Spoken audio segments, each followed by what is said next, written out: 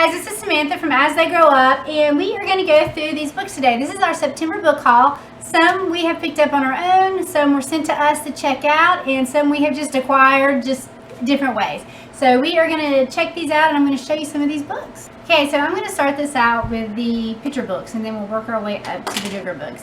And the first one I'm going to start out to show you guys is the Ferocious Fluffy. This is a big favorite of ours, and it's written by Erica Pearl. And the kids in the class are very excited about their new pet hamster. Well, is what the teacher tells them, you know, don't get the pet hamster out and things like that. Well, he was out one day, and of course, curiosity and kids, they decide to take advantage of him not being there and let little Fluffy out. And what's so funny about this book is you see all the kids are running from this little hamster. This one sweet, cute little fluffy hamster has now turned into this. So it's a really fun book, and definitely check it out. And once again, it's for grades K through 2nd, and this is Ferocious Fluffy. Ferocious Fluffy. Yeah. Okay, and next up is Milk Goes to School. Anyone who is familiar with Terry Border know that her books are just awesome. This one is about Milk, obviously, and she goes to school. And some of her friends think that she's a bit spoiled. So she has kind of a rough time adapting to school and things, but in the end everything turns out really well. So this is a really cute book. Definitely keeps on with the Terry Border style, so it's really fun, and this book is recommended for preschool through 2nd grade. And then next up we have Me and Annie McPhee. Annie McPhee is it's a super fun read aloud. It's a counting book, and it rhymes, so it just kind of flows. And the way I see it is, think of like the 12 Days of Christmas in a sense, because you repeat, you know, some of the same phrases over and over as you go. But it's really cute, and it's recommended for preschool through 2nd grade. But to kind of give you an idea, in the middle of the sea, as far as the eye could see, there was nothing to see but sea. Nothing but sea, and one tiny island just big enough for me. Just big enough for me and Annie McPhee, who was no bigger than me. So, you know, they go on and they count and they go on this adventure. So this is a really cute book as well. Next up, and this book is really fun, it is Ada Twist Scientist. So Ada Twist Scientist is for grades kindergarten through 2nd grade. And this is the 3rd book in this particular series. The other books are Rosie Revere, Engineer, and Iggy Peck, Architect. So in this book, Ada, she has a balanced imagination, and she's always curious. But that's okay, because that's how she learns and she figures things out. And it's a really fun read. It's not too long. So it's once again, this is Ada Twist Scientist by Andrea Beattie. And then we have Maggie and Milo Make New Friends. Love this book. It's an easy read. It's great for up to like kindergarten level. But Maggie and Milo are the best of friends, and Maggie's mom wants her to go to the park to meet new friends. Well, she's not too sure about that, and definitely once she finds out, she has to leave Milo outside because he's not allowed to come into the park and play. But in the end, Maggie makes friends, and her friends even get to meet Milo. And this is just a really cute book. And once again, it's Maggie and Milo Make New Friends by Julie Brenning. Okay, and we have Goblin Hood. This is such a cute book. Recommended through kindergarten. I'm going to say older than kindergarten would enjoy this book. I enjoyed reading this book. We read this, and it's a rhyming story. And the witch decides that she wants candy. And she goes and steals the candy from all of the little gremlins who make the candy all year long. And so in the end, she has just taken it all up, and it's up to Goblin Hood to come in and take from the witch and give back to the poor little gremlins, and makes the witch work to put the candy out. And once again, this is Goblin Hood by Sue Fleiss. Really cute read. See You Later Alligator. This is by Sally Hopgood, and this is so cute. the little tortoise here wants to go and tell all of his friends goodbye. And so you go through the book, and it's, phrases that we've always heard, see you later, alligator, of course, and a wild crocodile. But, see, I'll be a wild crocodile. And then he goes on to say, toodaloo, kangaroo.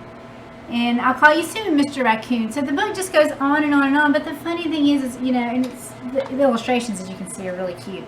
But in the end, you find out that the tortoise does this every day. He actually lives in a zoo. And so every day he goes to tell all of his friends goodbye because he wants to leave the zoo. But by the time he gets finished telling all of his friends goodbye, the gates close and he can't get out of the zoo. So then the next day, everybody hears him tell them goodbye again. And once again, this is See You Later, Alligator. It's by Sally Hopegood, and it's recommended for preschool through kindergarten. So be sure and check this book out. Okay, and now we have Ada's Ideas. This is the story of Leda Lovelace, who was 1815 to 1852, and she was the world's first computer programmer. And now this book is written by Fiona Robinson, and as you can tell from the inside, that the illustrations are absolutely beautiful, and it tells the story of Ada. And as most of you know, she was the daughter of Lord Byron, who was a poet, and he had died when Ada was very young. And her mother did not want Ada to have a mathematical mind like her father did. And so this is just really neat, and it paints just a beautiful picture of women in history. And so be sure to check this out. This is a book that I know I'm going to be pulling out once again for Women's History Month. So definitely check this out. It's Ada's Ideas, and it's recommended read for grades 1 to 4. And last but not least, when it comes to the children's picture books, is this book. Now, I've done a video of this recently, and I'm going to put the link to that video just right up here so you'll be able to find it in the corner. But this book is great for preschool through kindergarten, and honestly, we like it. All of us like it. I'll often catch my 9-year-old looking through it to find some of the letters, and my husband and I have both enjoyed this as well. But basically, it's kind of like a hide and seek with the alphabet. So when you open up the book, you have what the overview was. It was taken of, like, this was in Pittsburgh, and then you find the letter K. So you're going to look and you're going to find the letter K. So it's, it's like an I Spy, Where's Waldo, that type thing. Letter O, this is Ariel for Washington, D.C., and this is Maryland, Catonsville, Maryland. So you're going to find the W in that one. So it's really neat. This book is just for all ages to enjoy. And once again, this is The Alphabet from the Sky, and it was written by Benedict Gross and Joey Lee. So be sure to check this one out as well. Now we're going to move on to the chapter books, and I'll show you some of the chapter books that we have received this month. Okay, and this book is The Beautiful Blue World by Suzanne LaFleur, and this is a perfect book for ages 8 to 12, so basically grades 3 to 7. And in The Beautiful Blue World, the Army is going to be recruiting children and paying families well for their services. And so if Meg takes the test, Matilda will know, she'll pass. And she's hoping that, Megs is hoping that the Army is a way to save her family. But Matilda, on the other hand, has different thoughts about this. So this is a really neat book, and it's a touching and suspenseful novel. So definitely worth the read. And the next book is Trailblazers, 33 Women in Science Who Changed the World by Rachel Swaby. And this is one of these books that we would enjoy as part of our homeschool. And I can see me definitely pulling this out with Women's History Month.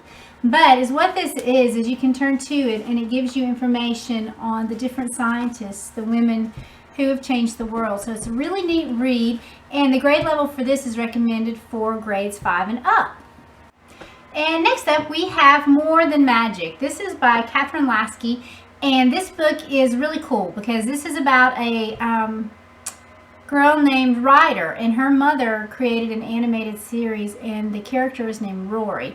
And while Ryder and Rory are very much alike, they're different as well. Well, Ryder's mother had passed away a couple of years ago, and she was getting pretty lonely. And then one day, out of the TV in Ryder's room, Rory jumps out. So this is a really neat book, and it's actually recommended for ages ages 8 to 12, or the grade levels are 3 to 7 on this, and it actually goes on sale tomorrow. And then next we have the Time Traveling with a Hamster by Ross Welford. This is a really cool book. I mean, time travel, hamsters, what's not to like? But it's a really fun book. Al is the child in here, and his dad died twice. He had died at a younger age, and then when Al turned 12, he was to go back in time to try to change the fate of his father. And it's a really neat book. We've been reading it in our house, and we really like it. And this is for grades 3 to 7. So be sure and check this one out. National Park series, and if anyone knows our family, you know we love the outdoors, and we frequent the national parks anyway. And this particular one is The Adventures of Bubba Jones, Time Traveling Through Shenandoah National Park. And I'm a big fan of Jeff Ault. We have several of his books. Anyway, and this is just a really neat book. It's a time travel book to where Bubba Jones and his sister Hugabug embark on a Shenandoah National Park adventure to try to solve a family mystery. So this is a really neat book, and it's recommended for grades 3 to 7. Now, this is the second book in the series. There's also The Adventures of Bubba Jones Through the Great Smoky Mountains. We haven't personally read that one yet, but I'm going to definitely be checking it out since we do live in the Smoky Mountains, and I'm sure it's going to be worth the read. Alright, and that is all that we have for this month of September. If you have any questions or comments, I'd love to hear them, so be sure and leave them down below. Thank you.